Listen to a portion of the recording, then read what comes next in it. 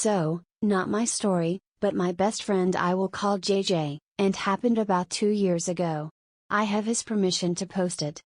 JJ came out to his family when he was about 27 years old. Aside from them, everyone else in his life knew he was gay. And there was a good reason for it. As he expected, his parents reacted horribly to the news, and basically disowned him at the moment.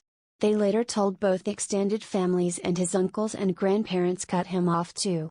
His maternal grandmother went as far as to try to take him out of his dead maternal grandfather's will. She failed. Due to the will's conditions, no one could modify it, not even the main representative aka grandma, and homosexuality was not listed in the conditions that could make the inheritance void, or grandpa didn't expect it to happen, or he just did not care. Take your guess. JJ was legally the partial owner of some properties and also got a substantial amount of money, which got even bigger when he reclaimed in cash his corresponding share of the houses, which forced his family to buy them from him. The other option was losing the properties in a public sale, as stated by our country's laws. JJ didn't need the money actually. By this point he was a moderately successful professional and lived in his own apartment, but it severed any legal binding he had with his family that could become a problem in the future.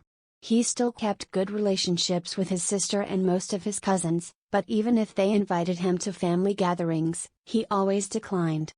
Fast forward 3 years and JJ is getting married to his longtime boyfriend Sky, whose family was the polar opposite of JJ's. When they found out, they made royal wedding-style plans for the guy's elopement.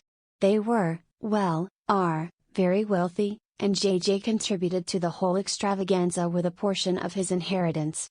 He invited as his guests his friends, including here yours truly as his best man, some co-workers, his sister, and the cousins he still spoke to. Don't be wrong, it was a lot of people. The wedding was amazing, done in an underground, literally speaking, it was a freaking cave venue. His sister took him to the altar, there was an orchestra playing, etc. fairy tale style. And the after party, well, I can't remember half of it because I was so drunk, but it was from another world. They said go big or go home, and they really went big. But enough of the context. You came here for the juicy part. JJ told the good cousins not to tell anything to his parents or other family members about the wedding, because he didn't want trouble. But obviously the next day their social media accounts were full of pictures and word spread out like fire. At first it was small things. He started receiving calls of some aunts about why they weren't invited, the bad cousins complained via Facebook, and other nuisances. He just ignored them and blocked numbers and accounts. He did not want or need to give explanations when they had all made clear their position years prior. But one day, hell came directly to the door. His parents, P&M, his maternal grandma, MG, and his paternal grandparents, PGS, all the heads of the families, came to visit. How they found where he lived is still a mystery to him. Sky was working and JJ was alone in the house, so there was no one to help him against the crook squad. His name, not mine, ha ha ha. I can't actually transcript because he didn't use exact words when he told me this, but it seems at first they tried to be gentle, asking how he could leave them out of such an important event that directly affected the family. Dudes, really? And things like that. His mom even used the "you took away my chance of seeing my only male son" marriage argument. He pointed out that they were the ones that expelled him from the family and that they hated everything gay. Half of that wedding was LGBT crowd, if you are wondering. They classified his exile as a misunderstanding. The bickering between the six continued for a long time until he got tired and asked what they wanted, as he could not redo the wedding. MG spilled the beans. Ungrateful Brett, at least compensate us for not inviting us to a wedding we paid for. That was the problem.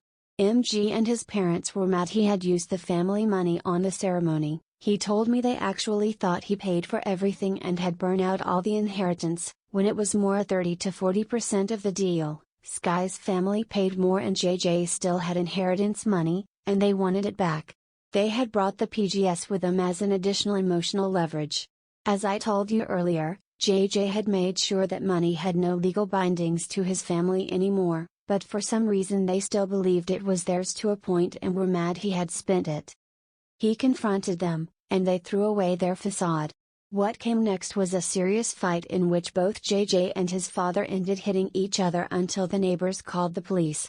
Charges were pressed on both sides, but in the end the case was declared a tie. Don't ask me how that was possible because I don't know, and JJ was not forced to pay 1 cent. He was also able to ask for restraining orders against all of them. Till this day JJ is still shaken about the event. He had prepared himself for years knowing that his family would hate him because of his sexuality, but he still retained some hope that far in the future they could mend things up. He lost that hope after they tried to emotionally scam him. Thanks for reading. TL, Doctor, my friend's family cut him of their lives and were mad he had used a share of his inheritance in his wedding without inviting them to it. They wanted him to give the money back and his dad punched him after he refused. Edit, wow, this totally blew up as I had not expected. Don't worry, I am going to show JJ all your kind comments. He will like them. He and Sky are super happy right now, well, apart from Corona, but he sometimes remembers his parents and gets the Monday blues. He will also probably get jealous I got my first platinum thanks to his life story hehehe, BTW thank you kind strangers very much for the prices. And yeah, I now, weeding, truth be told I am secretly a hardcore stunner. Kidding, this always happens with the title as is the only part I don't run throughout word, sorry about it. We'll be